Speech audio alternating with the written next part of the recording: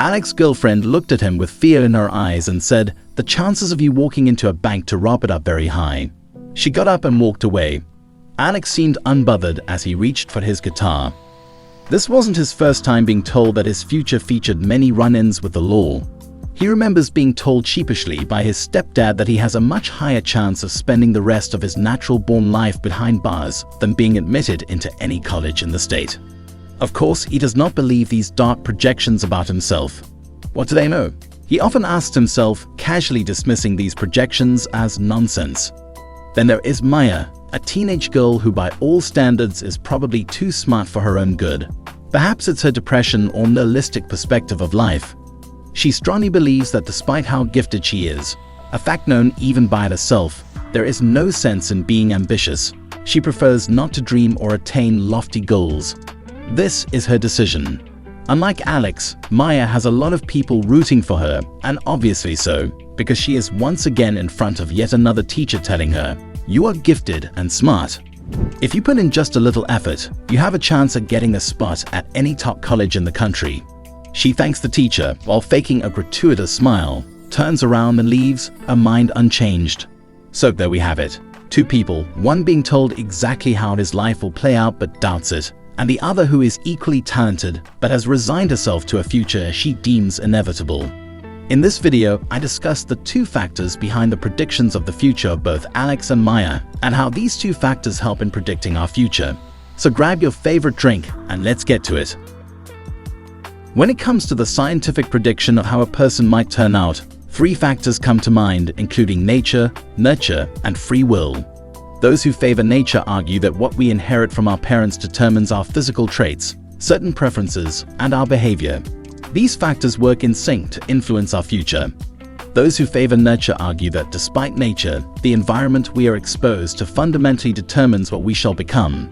Those who favor free will argue that irrespective of nature and nurture, what we shall become is entirely determined by the choices we make. So, which of these arguments is superior?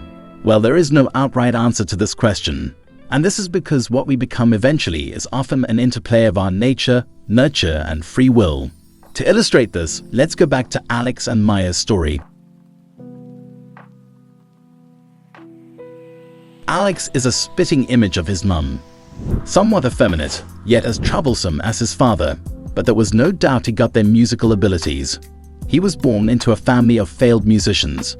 Both parents met in California in pursuit of fame, but never really did get it. They got married and gave birth to Alex. From an early stage, Alex showed the same natural inclination toward music. But with failed dreams came frustration, and with frustration, Alex's dad soon found himself drawn to yet another adrenaline-fueled path, crime. And so, throughout the early stages of Alex's life, he witnessed his father's many run-ins with the law, only balanced by an intense exposure to even more music. At the age of 13, his father got an extended prison sentence. And that was the last time he saw him, thanks to his mum, who was keen on keeping him safe from the life of his father.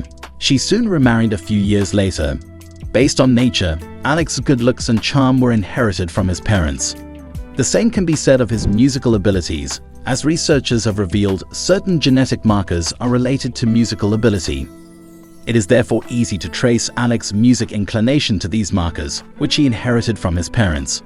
However, note that a genetic disposition for music does not often automatically translate into a child becoming adept in music.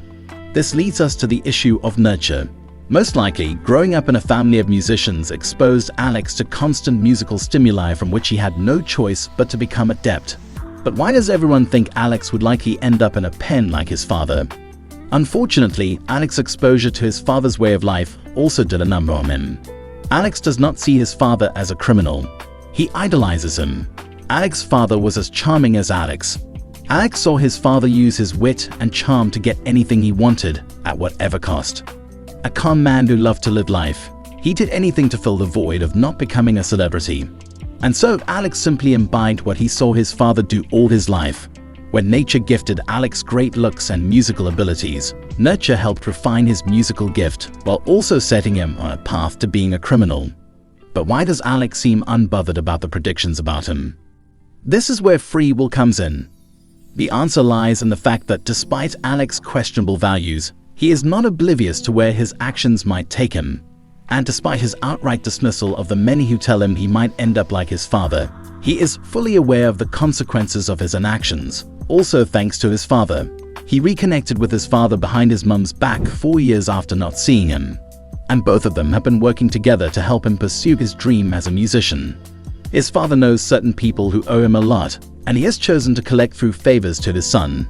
Alex keeps all of this a secret from everyone while retaining the image of running with a bad crowd. In this case, we see Alex, by free will, choosing to take advantage of both his nature and nurture to become something better than what others think of him. Alex's story is proof that our lives and abilities in music, art, sport, and academics, to mention but a few, are not only determined by the qualities we inherit from our parents, but also by the influence of the environment. This knowledge can assist us in creating an environment that can nurture individual talents and help people reach their full potential, regardless of their starting point. Nature-wise, Maya is gifted with amazing intellect, further fanned into flame by nurture characterized by great parents, both of whom are at the top of their respective careers, a functional social structure at the best academic structure.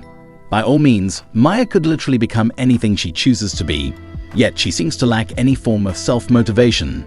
Her reason isn't far-fetched. She simply sees no sense in lofty goals and is content with just the basics.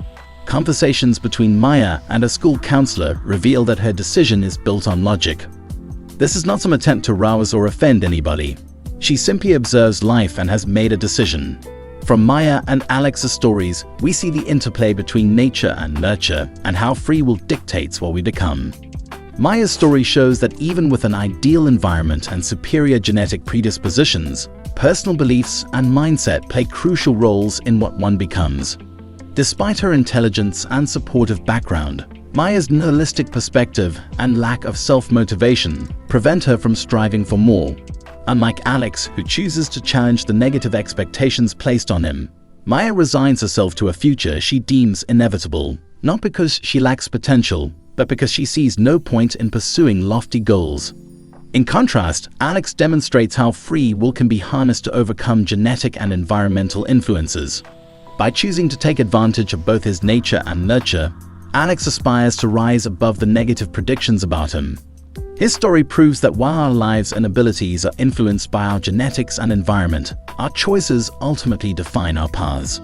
This means that our paths aren't fixed. We can break free from limitations, rewrite our stories, and carve out unique paths toward fulfilling destinies. By understanding and leveraging the interplay between nature, nurture, and free will, we can make informed choices that shape our future for the better. We have the power to create environments that nurture our talents and potentials, allowing us to reach our full potential regardless of our starting point.